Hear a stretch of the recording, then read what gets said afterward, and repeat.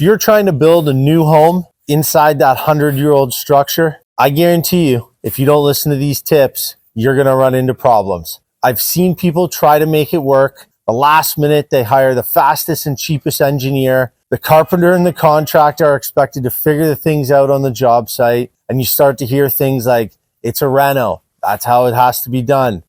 Just add blocking, just put in a couple temp jacks. It'll be fine. The home's 100 years old. Nothing's going to happen to it. And if you haven't had your builder and your engineer aren't aligned on the project, you're not going to end up saving money. You're setting yourself up for chaos. The team on site making decisions they shouldn't be, and a renovation that it's probably not going to feel solid at the end. You're going to miss those opportunities for better layout, ceiling height, and of course, the biggest one for most people, your cost savings and saving on your timeline. Hello, everyone. I'm Mike from MGB Building Group. We're here on a site, and it's a large renovation project in Toronto, and it's that classic 100-year-old home, and we're completely transforming it. This one that we're working on right now is a two-story addition off the rear, a full reconfiguration of the layout in the existing house. The basement we're also underpinning. So today, I want to talk to you about some of the biggest parts of the major home renovation. The homeowners, you guys, you don't see. It's the engineering, it's the structural planning, and how to integrate that into your build behind the scenes. It's not the flashiest. It's not the part you're going to show off on Instagram or brag to your friends about, but it's the part that sets up all of those items that I just talked about there. Without it, you lose your ceiling heights. You end up with your uneven floor joists that every Toronto home has that's 100 years old. I know you guys all know what I'm talking about. And you're not going to have that great build that you really want. Here's my take on it. If your builder says, we'll just work with what we got, or the famous line, existing is existing, that means it's time to find a new builder. These homes were built when, nobody was thinking about open concept layouts, modern amenities, those, floor to ceiling windows everybody wants, floors that don't squeak, insulation, or even that air conditioner that I couldn't live without. I'm sure you guys couldn't live without it either. So, we need to combine all of these systems into the new home. When we start that with our structural engineer and our planning and the builder, and we're really working together. If you end up leaving that out, you're just asking for chaos. You're asking to spend more time. The guys on site are going to be trying to figure it out, and it's not going to happen. And you should just be spending that time in pre-construction. We all know the 100-year-old homes in Toronto are fantastic, but we also know they've had multiple renovations done on them. And there's going to be surprises behind those walls. It's more or less been patchwork over the last 20 years in a lot of these places. And we don't want to move forward that way. Sometimes you're going to assume things that are existing that aren't existing when the walls get opened up. One thing we run into sometimes is, we see the brick on the exterior of the house, and everybody loves that old Toronto brick. I do personally as well. And we're assuming that that's coming up from the basement all the way up to the roof line there. And in reality, it's not. There's things that come up there. And that's why part of our process is the exploratory demo, where we're investigating, collaborating with engineers prior to starting any of the design, looking at things. And that exploratory demo lets us discover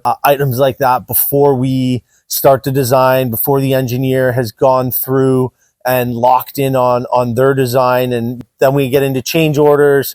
We get into asking engineers for site confirmations and everything like that. And we don't want to have to get into that, okay? We want to make sure we've looked, we've done our pre-construction, all of our exploratory demo, so that when we're working through these items on site, we already know what it is. And it makes the process a lot smoother, a lot less guesswork when it comes to cost and timeline as well. So if you're planning to renovate one of these older Toronto homes, one of the 100-year-old beautiful homes that we have in the city here, schedule your consultation. We'll walk you through proper engineering, the structural, the planning, and we'll bring it all together, and we'll give you a home that not only looks brand new, but performs like one as well. So click the link below and schedule that consultation with me. So here's what happens when you have a builder and an engineer that don't work together and don't collaborate. You're going to end up just patching things. You're going to probably have blocked out joists. You're going to be strapping your ceiling around your ductwork. You know, a year or 2 years are going to go by. Those floors are going to start to creak. Drywall is going to start to crack where it shouldn't. You know, you might even run into some doors not opening properly. It's just things that you don't want to have to deal with here. And that's why, you know, at MGB, we're really big on collaborating with the engineers, bringing them in pre-construction as early as we possibly can. And, you know, it's going to save you a ton of time and a ton of money in the long run to just spend a little bit up front with the proper builder and engineer here. Let me tell you about one of our projects up in Midtown Toronto. It's a beautiful old home, 2-story, full brick home. The owners wanted to open up the main floor, do the extension off the back, add the new master suite upstairs. You know, huge list, really big project. It's almost identical to the one I'm standing in now. We were building a house up the street, and that's how we were asked to come in and price this project. We wanted to get it. Great neighborhood, great clients. Unfortunately, you know, our timelines didn't work out the way that I wanted them to, with all of our process there and our pre-construction, which it does take a little bit of time. Like,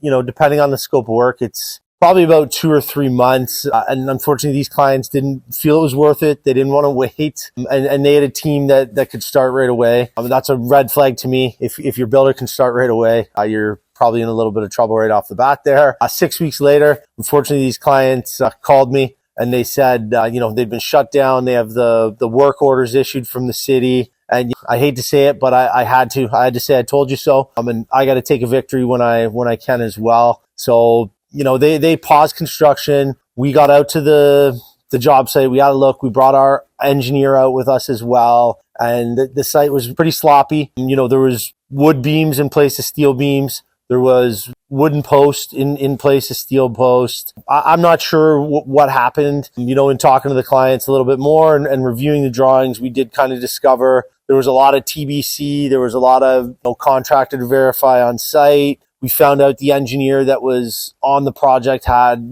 zero relationship with the builder or the architect. I guess, I don't know how he got involved in the project, but somehow he was there, stamped the drawings and moved on. He wasn't really part of it, the rest of the project. So, we took over this project, but for us to do that, we obviously had to go through our site measures with our engineer, discuss how we were going to support the existing structure, how we were going to weave in the new beams and the new structure into this house, and how we were going to put this mess back together to get to a point where it was safe and the city felt it was safe for us to get in there and begin the construction process. So that's what we did. We got everything cleaned up. We restructured the home. We had our engineer work hand in hand with us. We planned it together. We collaborated on it. And the project ended up turning out to be a great project once we got it up and running there. The clients were really happy. They still live there to this day. And, I tell people all the time, if you're getting guys in there too quick, if guys on your team don't have a rapport with other teams like the engineer and builder, you can expect this to happen. And I've seen it happen time and time again. And I'm sure I still will. So, please just be careful of all of those items there. I want to give everyone a few tips. They're pretty basic, but number one is get your engineer involved early. I can't stress this one enough. If it's the first time your engineer and your builder are working together, you got to be really careful and get them involved as early as you can. At MGB, our engineers are in the conversation from day one. We're all getting together, builder, designer, engineer, architect. We go through the whole project. We want to see what walls are coming down, where new openings are going, what kind of loads are transferring, where we tie in new work into the existing structure. We want to know everything, or as much as we possibly can, before we start designing and building on site. We want to make sure it's buildable, and we want to make sure the engineers are part of that, and we're getting everything off the ground on the right foot. Okay, so we don't want to hear things like during construction we need a bigger beam. We haven't accounted for that. It's just things that we don't want to be going back and forth and doing here. It makes no sense. We can be involved in the very, very early stages with our engineer. So make sure we follow that one. Guys, we're really fortunate for this next piece of advice and a few things I want to give you guys some pointers on. We're behind the scenes on one of our sites right now. It is a little dark down here. Apologize if the lighting isn't the greatest, but I really wanted to get you guys down here so that you can have a look at this, so you're educating yourselves and you know what we're talking about when we're getting into the structure. So that's my second thing, is really educate yourselves and know what you're asking your engineer for and what you're asking your builder for, and what all that's going to actually look like and how they're going to accomplish that on the job site. And any good builder, any good engineer should be able to explain any of these items to you. So we're in a basement right now that's been underpinned. Open concept down here, open concept on the main floor as well. So we have to start with getting our load transfers in and getting our big steel beams in here that are going to carry the load of the floors above us. So right now, you'll see we have a large steel beam that's resting on the existing existing brick foundation wall that's here. And we have our steel shims, and that spans almost 20 feet. And we have a temp post in right now, and we did keep all of the existing joists, and we added new 2x10s, and we have joist hangers on the existing joists as well. And this is a process called sistering. And what it allows us to do is reinforce the joists that are already installed on the home on the site here. Because what we don't want to do, and we do it sometimes, but we try not to, is if you look over here, this is our existing brick foundation wall, and this is where it's bare, and they're embedded, you can see here, with a mortar and brick. So we don't want to go taking those joists out, disrupting what's above there. We want to keep it nice and tight. So that's why the engineer here has decided to leave the existing joists, we sister it, and we're on this steel beam, which has been packed out here as well. So now that's carrying all of the load on the main floor, and it's allowing us to have this nice, big, high ceilings, open concept basement here.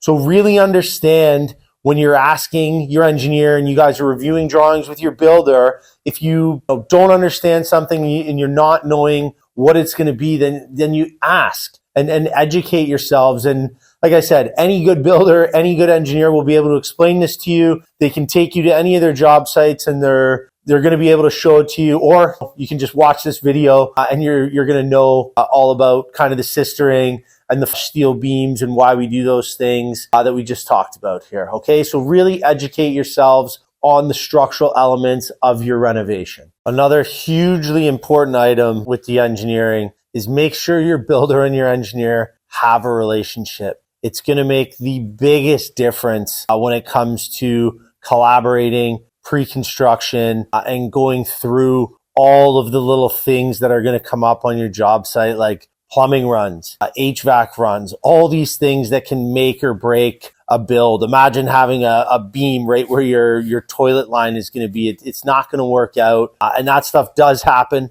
And most of the time it happens when there isn't a relationship, because communication's lacking, collaboration's lacking, and there's going to be misses there. And it's going to be items that you're going to have to make up on the job site with your teams there, which again, it's delay in time, more money for sure. So, really important step there. And this is the whole thing with our reconstruction.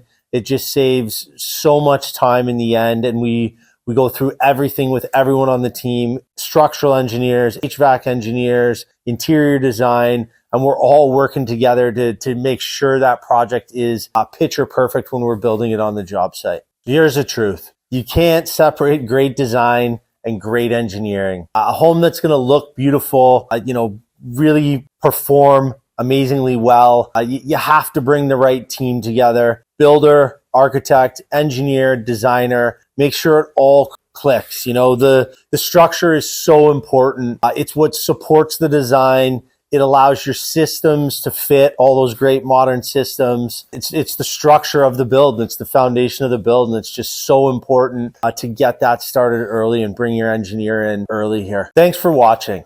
If you found this helpful, click on our next video where we'll walk you through how to connect that new addition, the foundation, the framing, to the existing 100-year-old structure. You don't want to miss these tips.